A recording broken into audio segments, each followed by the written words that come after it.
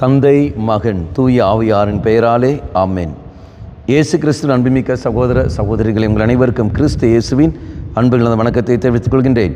இந்த நற்செய்தி பாகமானது மார்க் நற்செய்தி 10ஆம் அதிகாரம் 13 முதல் 16 வரையில திருவாக்கியங்கள். குறிப்பாக 16வது வாக்கியம். பிறகு அவர் அவர்களை அரவணைத்து தம் கைகளை அவர்கள் மீது வைத்து ஆசி வழங்கினார். நாம் பார்க்கின்ற இயேசு சிறுவர்களை தம் அருகில் வரவழைத்து அவர்கள் சிரசில் கை வைத்து ஆசீர்வதித்து அவர்கள் அரவணைத்து ஆசீர்வதிக்கின்றார். இந்த காலகட்டத்திலும் தெய்வம் செய்து கொண்டு தான் இருக்கின்றார். நம்மளை அரவணைக்கின்றார், நமக்கு ஆசீர்வாதம் தருகின்றார். எங்கே அது நமக்கு உணர முடிகிறது? திருப்பலியில் அப்பத்தின் வடிவில் நற்கருணை நாதராக தெய்வம் நம் உள்ளத்தில் கடந்து வருகின்றார், நம்மை தொடுகின்றார், நம்மை அரவணைக்கின்றார். இதோ நமக்கு ஆசிரை அவர் தருகின்றார்.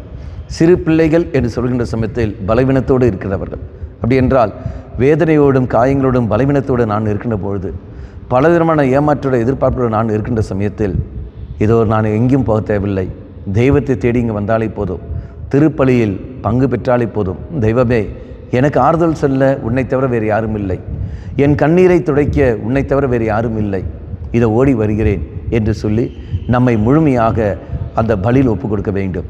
அதை நமக்கு எல்லோருக்கும் தெரியும் இல்லையா? திருப்பாடல் 51:17 கடவுளுக்கு ஏற்ற பலி நொறுங்கிய நெஞ்சமே. நொறுங்கிய நெஞ்சத்தை தெய்வம் ஒரு நாளும் அவமதிப்பதில்லை. சிறு பிள்ளைகள் போல என்னுடைய உள்ளம் ஆனது நொறுங்கி இருக்கிறது, பலவீனத்தோடு இருக்கின்றேன். குடும்ப சூழலின் காரணமாக, குடும்பத்தில் கிடைத்த காயத்தின் காரணமாக, சமுதாயத்தில் கிடைத்த காயத்தின் காரணமாக நொறுங்கி இருக்கின்றேன். ஆண்டவரே, நீ தான் எனக்கு ஆறுதலாக இருக்க வேண்டும் என்று சொல்லி திருப்பலியில் நாம் பங்கெடுக்கின்ற பொழுது நற்கருணாதரை பெறுகின்ற சமயத்தில் அந்த அனுபவம் தான் நமக்கு கிடைக்கும். கண்களை மூடிக்கொள்ளுங்கள். நல்லவனாகிய தெய்வமே, பலிப்பிடத்தோடு இணைத்து என்னுடைய வாழ்க்கையை நான் கொள்கின்றேன். இரக்கம் கொள்ளும், என்னை ஆசீர்வதியும். இது அன்று குழந்தைகளுக்கு நீ ஆசீர்வதித்தது போலவே என்னையும் அரவணைத்தருளும், என்னையும் ஆசீர்வதியும். அம்மா மாதாவே, தெய்வ மாதாவே, எங்கள் மாதாவே, என் அன்னையே, விசேஷமாக எங்களுக்காக பரிந்து பேசுங்கள். ஆமேன்.